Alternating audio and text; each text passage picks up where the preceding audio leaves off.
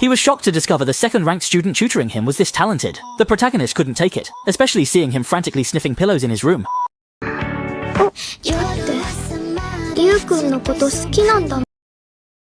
Afterwards, he fell asleep bumping his head against the pillow. To avoid discovery, the male lad had no choice but to tell him to get up and leave.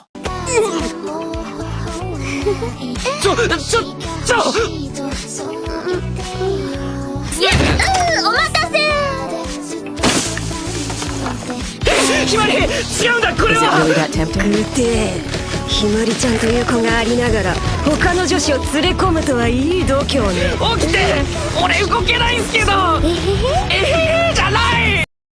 Do you know how serious it is if a fire breaks out in the harem? Second chance.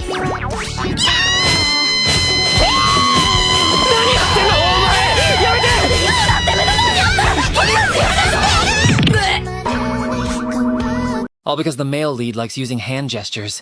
A kind-hearted person who appreciated him, Sunflower, even became his close friend. At that time, the male lead was troubled and had quarreled with his parents. If he couldn't sell 100 fancy yo-yos at the cultural festival, he would have to follow his parents' arrangements and become a proper civil servant in the future. Upon learning that the male lead had a dream of making fancy yo-yos, although Sunflower mocked his life plan as unrealistic, he was still very willing to help him sell them together. He helped Yu because he really liked the fancy yo-yos he made, especially the look in Yu's eyes when he was focused on making them. Those eyes. From then on, all the way through high school, Sunflower kept helping Yu sell his fancy yo-yos, basically becoming Yu's exclusive yo-yo model. His family was also happy to help Yu grow and succeed, and Sunflower, using the excuse of being best friends, became extremely close with Yu, often sneaking up to give him a hug, or even jumping on his back like a little sister. Sunflower always said that if Yu wasn't married by the time he turned 30, she would take responsibility and marry him herself. Even Sunflower's older brother treated Yu like a younger brother. But Yu always took it as a joke and never took it seriously. During the time they knew each other because of Sunflower, it was hard for Yu to get close to other girls, while Sunflower had already broken up with several partners. But those were just flings for Sunflower to pass the time, and she never really felt like she was in love. Yu remembered that when they first met, Sunflower had already said something similar. So what? Without Sunflower, I believe men and women Can have pure friendship. After all, I never had any thoughts of kissing Yu or taking things further. I just wanted to support Yu's dreams and always be there for her. Meanwhile, Yu noticed a beautiful woman who was actually wearing a floral accessory she made herself.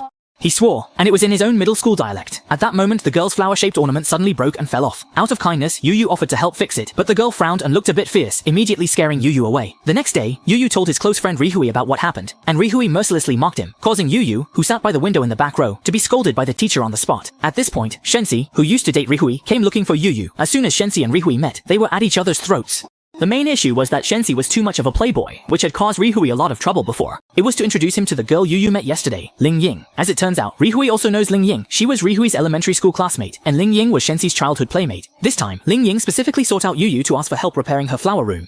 However, Ling Ying tends to frown easily, which makes her look very fierce, though she is completely unaware of it herself. Sunflower mocks Ling Ying, saying she's scatterbrained. Unexpectedly, Ling Ying settles old and new scores, subduing Sunflower with one hand. This shocks Melancholy. Even after a sneak attack, Ling Ying tames Sunflower. Meanwhile, Yu is so focused on flower arrangements he doesn't notice someone braiding his hair. After finishing, Yu left early. Yuekui and Ling Ying waited for the bus. Ling Ying suddenly mentioned liking the flower arrangements creator, having seen their work in Sunflower's photos. Anyone who has dated their best female friend knows they'll introduce you to stunningly beautiful girls with long, straight black hair to be your girlfriend and teach you what being in love feels like. To make it up to Yu, Nikui is preparing a big surprise for him. This is also because she knows that Yu has hit a creative bottleneck. It was actually Yu's older sister who discovered this. She heard that Yu was exhausted from helping a girl with her jewelry, but she thought it was actually a good kind of stimulation. After all, Yu had always used Nikui as his muse for making videos, and everything he created was starting to look too similar. Maybe he needed to express a more passionate kind of love, or the intense despair of heartbreak. In any case, having emotional ups and downs would be better. She also reminded Yu not to forget, if he hasn't opened his own jewelry shop by the time he's 30, he should come back and inherit the family business.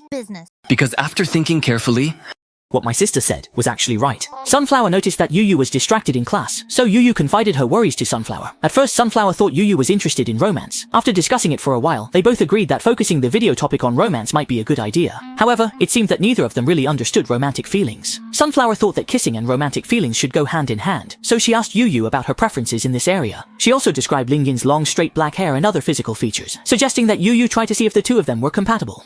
Seeing that Yu still had no thoughts about kissing or anything like that, Sunflower took the initiative to offer her help. Yu, on the other hand, was worried that if things went smoothly, romantic feelings would develop. Could it be that Sunflower had always seen her this way? Sunflower's idea was that since neither of them really understood, they might as well give it a try and see how they felt afterward. Yu seemed somewhat convinced, but such intimate actions between friends were a bit too much for her. However, Sunflower said she was more than willing, which made Yu very nervous. Still, she couldn't help but think that Sunflower often joked around like this. But unfortunately, Sunflower was just too attractive, and she herself was about to fall for her. In the end, with Sunflower's bursts of laughter, it turned out this was indeed just one of Sunflower's pranks. Zay, even your hat and coat. Afterwards, Sunflower wanted to apologize to Yu and arrange for her own older brother to pick Yu up over the weekend. Sunflower's brother kept complaining that Yu hadn't come over to hang out lately, saying he felt seriously lacking in his Yu content. This left Yu at a loss for words, since Sunflower's brother had already completely treated Yu as his own little brother. Soon, they arrived at the place Sunflower had arranged. Sunflower immediately introduced his special guest, Yu, but to everyone's surprise, it turned out to be Liing. Sunflower explained that it was his surprise recommendation to invite Liing to be Yu's temporary new model, as a way for Liing to thank Yu for helping fix her jewelry. Then they went to look for good materials. As soon as Yu saw the jewelry materials, she got so excited she couldn't stop. The seriousness of Yu and Sunflower surprised Liing a bit, and Yu even thought that Liing might find her off-putting. While Yu was helping put on the accessories, Sunflower noticed that Liing seemed a bit shy, so she took the opportunity to tease Liing about her casual clothes being a bit too bold. That is on the reaction. Or maybe get one that doesn't have any features, so Duo can walk with him faster. After preparing the accessory parts, they still needed flowers for decoration. Seeing the flowers, Liing remarked this place was very similar to back then, but Yu didn't understand. Sunflower casually pointed out Liing's good qualities, then deliberately created an opportunity for the two to spend time together.